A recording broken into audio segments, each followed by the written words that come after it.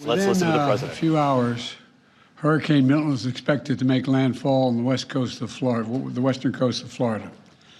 Already we're seeing impacts from the storm, including significant winds and heavy rain.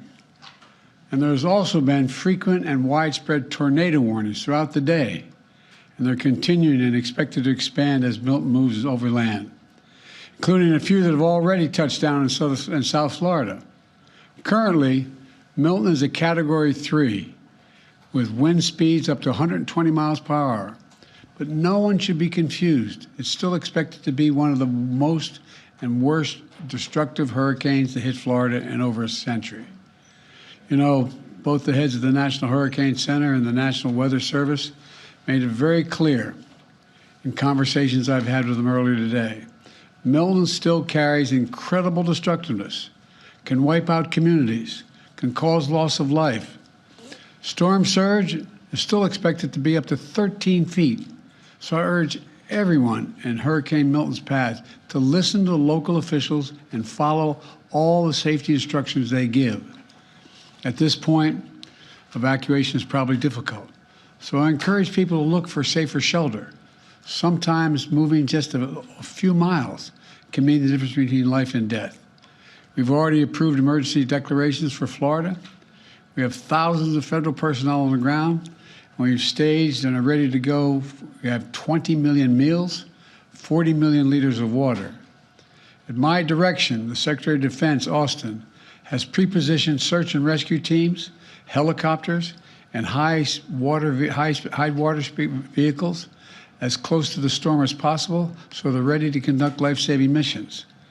And the administrator of FEMA will be on site tonight in Florida and the state's Emergency Operations Center. Both Administrator Criswell and I will be in constant contact with state and local officials in the hours ahead.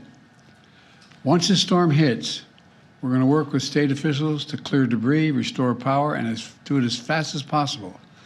The Army Corps of Engineers will pump out water and decrease flooding. We've already directed the Department of Defense to be ready to provide active duty service members to support Florida after the storm surge if Governor DeSantis requests the help, which I expect he might, just like we did in North Carolina. I have surged over 1,000 U.S. Coast Guard personnel to perform search and rescue missions and reopen the port of Tampa as soon as possible. Now, I want to reiterate a point I made clear earlier today to the folks who have been impacted by Helene. This impact, and will be now impacted by Milton. Over the last few weeks, there's been reckless and irresponsible and relentless promotion of disinformation and outright lies about what's going on. It's undermining confidence in the people in Florida and incredible rescue and recovery work that has been undertaken. Literally, there are thousands of fellow Americans who are putting their lives at stake and putting on the line to do the dangerous work that needs to be done now. And it's harmful to those who most need the help. Quite frankly, these lies are un-American, and there is simply no place for them. Not now, not ever. Former President Trump has led this onslaught of lies. Assertions have been made that property is being confiscated. That's simply not true. They're saying people impacted by these storms will receive $750 in cash and no more. That is simply not true either. They're saying that money needed for these crises are being diverted to migrants. What the heck are they talking about?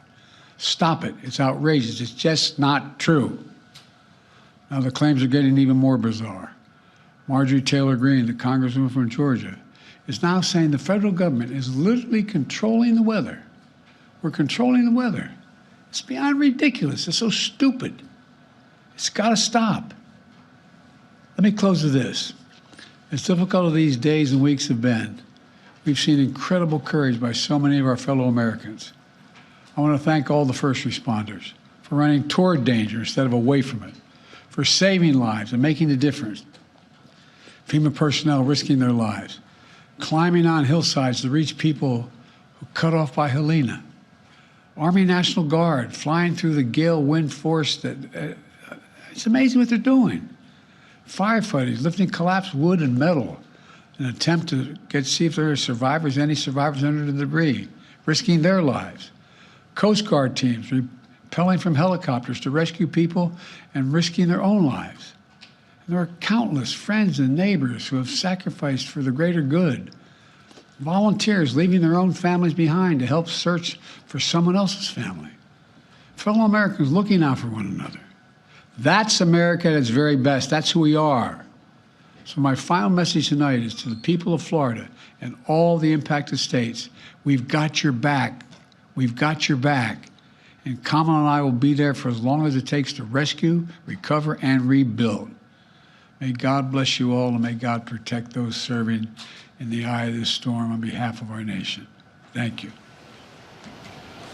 Why do you think Trump is spreading misinformation? Why do you think former President Trump has spreading misinformation to President Putin during the height of the pandemic? After Hurricane Do you have a Milton comment, sir? makes landfall a short time from now, Why do you also think Trump talking is about the massive response to Helene. Trump is spreading misinformation?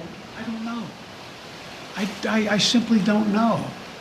You can speculate, but I just find it, I've used the phrase more than I've used it ever in my whole career, un-American. It's un-American. It's not who the hell we are. What are they talking about? Sir,